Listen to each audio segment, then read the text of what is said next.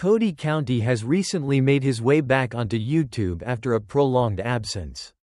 Following months of silence spurred by a wave of controversy, his departure was catalyzed by allegations brought forth by Tana Mongeau, as well as mounting pressure from the wider commentary community, who collectively held him accountable for his past actions. Now, rather than returning to his primary channels, Cody and Company or his main YouTube presence, he has instead chosen to re-emerge through a more understated platform, his lesser-known channel, Cody Trains. This strategic move suggests that he's treading cautiously, opting for a space where he likely feels safer and more in control of the narrative. Tana Mongeau, unsurprisingly, had something to say about his return. Alongside Jeff Wittek, she reacted to Cody's reappearance, reigniting discussions that had begun months prior. This week, as if to cement his comeback, Cody uploaded yet another video to Cody Trains, a vlog, a simple, casual glimpse into his life, signaling that he's intent on moving forward, but only on his own terms. His reluctance to engage with his larger, more scrutinized platform speaks volumes. It's clear that, at least for now, he prefers to create content in an environment where he's surrounded by his most loyal followers, rather than expose himself to the harsher criticism that would inevitably flood his main channel. To understand why Cody initially vanished from the public eye, we have to rewind to last summer when Tana Mongeau made an explosive claim during one of her cancelled podcast live shows. While playing a game, she unexpectedly dropped Cody Co's name in a manner that caught everyone off guard. Her allegation? A past encounter between them that, up until that moment, had been vague and shrouded in speculation. However, this time, she added a detail that shook the internet. She claimed she was just 17 when it happened. For context, at that point, Cody would have been around 25. While she had alluded to this situation before, she had never explicitly included the age gap, leaving room for doubt and conjecture. But now, with this added detail, the conversation shifted dramatically. The internet's reaction was deeply divided. Some rushed to Tana's defense, arguing that regardless of her reputation, her claims deserved to be heard. Others, however, questioned her credibility, citing her long history of stirring drama. Skepticism grew, with many suggesting that people's unwillingness to believe her stemmed from Cody's overwhelmingly positive standing within the YouTube community. But then, D'Angelo Wallace entered the conversation. His in-depth video dissecting the situation called out the so-called commentary bros for their silence. He argued that Tana's claims were too serious to be dismissed and that the community needed to acknowledge the weight of the situation rather than protect a well-liked creator. In response to this growing scrutiny, Cody effectively disappeared. He halted all social media activity, stepped away from his long-running podcast with Noel Miller, and even distanced himself from TMG Studios, the podcast network he co-founded. The official statement from TMG framed it as Cody taking on a more behind-the-scenes role. But in reality, his absence from the public eye spoke volumes. However, despite this self-imposed exile, Cody was not entirely invisible. Sightings of him DJing in Las Vegas surfaced, sparking fresh criticism, especially when he chose to play Justin Bieber's Sorry during his set. Given the context, it was widely regarded as a tone-deaf choice, making it seem as though he was mocking the situation rather than genuinely reflecting on it. The timing couldn't have been worse. Fast forward to the end of December. After months of radio silence, Cody cautiously resurfaced, but not with a grand statement or a heartfelt apology. Instead, he quietly uploaded a video to Cody Trains, avoiding direct engagement with the controversy.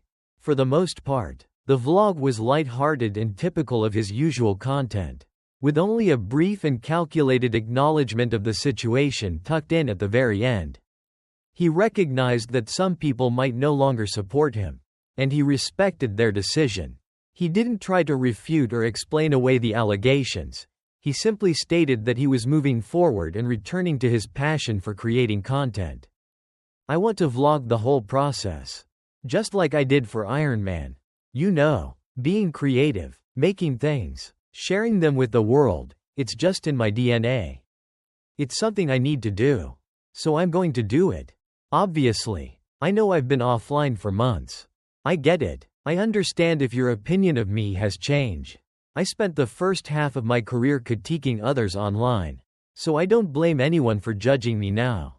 That's fair. But all I can do at this point is focus on being the best version of myself, for me. For my family. For the people who choose to stick around. So, yeah, that's the plan. A 3:30 marathon in March. I'll take you along for the ride. Hope to see you there. Choo choo." This wasn't the apology many had anticipated. It wasn't even a thorough attempt at addressing the controversy. Instead, it felt more like a tentative toe dip back into the online space, a way to gauge reactions without fully committing to a comeback. Some speculated that his return was strategically timed to coincide with bigger headlines, such as the high-profile lawsuits involving Elle and Justin Boney, as well as the general chaos of the holiday season, ensuring that his reappearance wouldn't dominate discussions. The reception to Cody's return was predictably polarized. While some fans were thrilled to see him back and eager to move on, others were deeply frustrated by his vague, non-committal approach. Many pointed out that his willingness to acknowledge people choosing not to support him was not the same as denying Tana's allegations, leaving the situation just as unresolved as before. Since then, Cody has continued uploading on Cody Trains, but notably nowhere else. His main channels, where his larger, more general audience resides, remain untouched. It's clear that this smaller channel serves as a kind of safe haven, a bubble where only his most dedicated followers engage with his content. And in many ways, that seems to be enough for him. For now, Cody has settled into a routine of normalcy. His recent uploads focus on everyday life, personal projects, and even music promotion. It's as if he's trying to pick up exactly where he left off, subtly hoping that time, and the shifting tides of the internet, will eventually smooth over the past. Whether that will work in the long run, however, remains to be seen. I've got a friend working on mixing this new track of mine, and I just got the first version back. It's probably already up on SoundCloud by now, but I wanted to give you all a little preview. If you're into house music, you might like this. It's a remix of a Clooney track, which, in itself, is a remix of an older Young M.A. song I used to play non-stop back in my college days. When I first heard Clooney's take on it, I got hyped, but then a thought hit me. What if I made it even grittier? Even more unpolished, just raw energy? So, naturally, I had to put my own spin on it. Let me know if you vibe with it. Seriously, if you enjoy it, drop a comment. It's always good to know when something resonates. If you don't like it, maybe keep that to yourself. Just kidding, kind of, but for real. Knowing people appreciate it keeps me inspired to keep making more music. Since his return, Cody has mostly been sharing updates about his running, his fitness journey, and how he's taking care of himself, almost as if he's reintroducing himself to his audience through a healthier, more disciplined lens. Of course, Tana Mongeau had something to say about that. She recently sat down with Jeff on his podcast and didn't hold back when discussing how Cody, along with David Dobrik, seems to be using fitness as a way to ease back onto social media after being cancelled. So that's the formula now. Huh? She said, leaning into the sarcasm. You disappear after a controversy, come back with a gym membership, and suddenly, poof, all is forgiven. Cody County makes a grand return. But instead of addressing anything, he's just out here running marathons. I guess that's how it works now. Hey guys. I worked out. All my past mistakes? Wiped clean. Jeff laughed. But Tana wasn't done. She leaned into the bit, adding, honestly, I swear, next time I get cancelled, I'm just gonna train for an ultramarathon. Just imagine it, like, Forget the justice system. The judge is like, alright, you've got two choices. Prison or run 1.000 miles in 6 months. Wild, right? Like, imagine someone literally commits a serious crime. And then they just come back to the internet like, hey guys, I know I did something terrible. But check out these abs. She shook her head, amused but clearly exasperated. No, but for real. I'm keeping this strategy in my back pocket. Next time I mess up, you'll find me at Alo Yoga, doing lunges, pretending the past never happened. And speaking of comebacks, Tana's been in the middle of yet another conversation about redemption arcs. On a recent episode of Cancelled, she sat down with Brooke to talk about David Dobrik's return to social media. However, the discussion took a turn when fans started accusing Brooke of being too lenient in her take on the situation. The comment section was flooded with backlash, with many feeling like she was subtly defending David. So wait, what do you mean? You just get to come back? Tana challenged. Like, what does that actually look like? Do you really think he got off that easy? Brooke hesitated before responding. I mean, he definitely took a hit. It's not like he just walked away totally unscathed. Tana wasn't convinced. Okay, but let's put it this way. Imagine I did something horrible to you. Like, let's say I permanently hurt you in some way. And then I never paid a single cent in damages. Never apologized. Never even acknowledged your pain publicly. But one day, I just come back online and start posting like nothing ever happened. How would you feel? Brooke sighed, seeming to understand where she was coming from. Yeah, I mean, I get it. And honestly, it's even worse when you think about all the people who were actually close to him, people like Jeff, who considered him a friend. Imagine going through something traumatic and then seeing the person responsible getting a free pass while everyone around you just moves on. Tana nodded, the humor fading from her expression.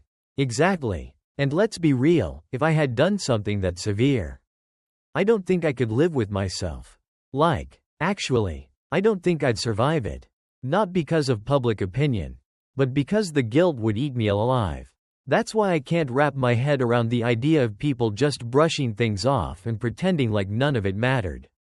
It's a conversation that continues to stir debates online. How much accountability is enough? Can public figures ever truly make amends? Or is social media just a game of outlasting the outrage? One thing's for sure, in the world of internet scandals, time doesn't erase everything, but for some, it certainly seems to be the closest thing to a reset button. I can only assume that, deep down, he must feel some kind of remorse. Just knowing his personality, it's hard to imagine he doesn't. But, you really don't think he does? Not even a little? That's what gets to me. Like, how do you not feel guilty? How do you not feel even the slightest bit of sadness? I sound like I'm making excuses for him. Don't I? That's not what I'm trying to do. That's not the angle I want to take. And I know, I'm coming in way too hot right now. You're just dodging these questions like we're playing some kind of game. And I get it. I do. But I don't know. Maybe it's because my own situation is still too fresh. My cancellation isn't even fully behind me yet. So who am I to start throwing stones at someone else? Do you know what I mean? But then again, maybe I'm wrong. Maybe I should be speaking up. I just keep thinking, how can I hope that people will extend me grace if I'm unwilling to show it to anyone else? That's a fair point, but let's not forget, this is the Cancelled podcast. This isn't some soft, sugar-coated horse girl palooza.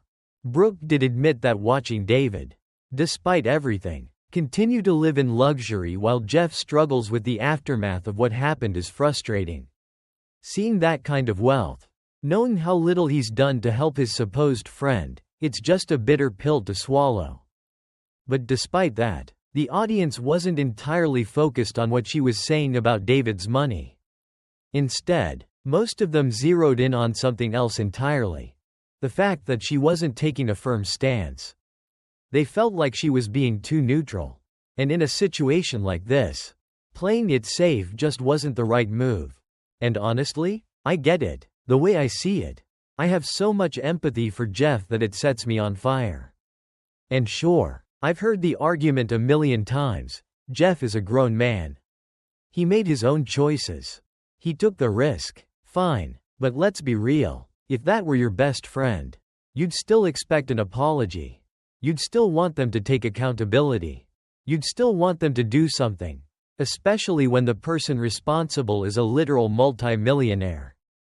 That's the part one can't get past. The staggering wealth. The fact that fixing this, at least financially, wouldn't even make a dent in David's bank account.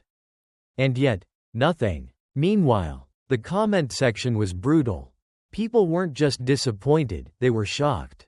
Some were saying Brooke's stance on David was completely out of line. Brooke defending David is wild. I really wish Tana had jumped in and called her out. Like, how are you feeling bad for David? That's like feeling bad for Cody County right now. Brooke loves Trisha. She's kind of friends with Jeff. And yet she still has this take? Unbelievable. I can't even begin to imagine how Jeff must feel watching this. But, of course, there were those who came to Brooke's defense. One person argued, she wasn't defending him at all. She was just being careful. She works in the same space as him and probably doesn't want to get caught up in extreme opinions. She didn't excuse what he did, she just wasn't overly aggressive about it. And honestly, I can see that perspective. Too. It's easy to assume someone is defending a person just because they aren't outright condemning them. But at the end of the day, the overwhelming consensus was clear. People weren't thrilled with what Brooke had to say. And really, that's been the whole vibe around these recent comebacks. Whether it's Cody, whether it's David, there's an ongoing debate about who gets to move on, how they do it, and whether they ever truly face real consequences. Anyway, that's where things stand, but I want to hear your thoughts. What do you guys think about everything that's been said? Let's talk about it in the comments. Love you all, and I'll see you in the next video. Bye.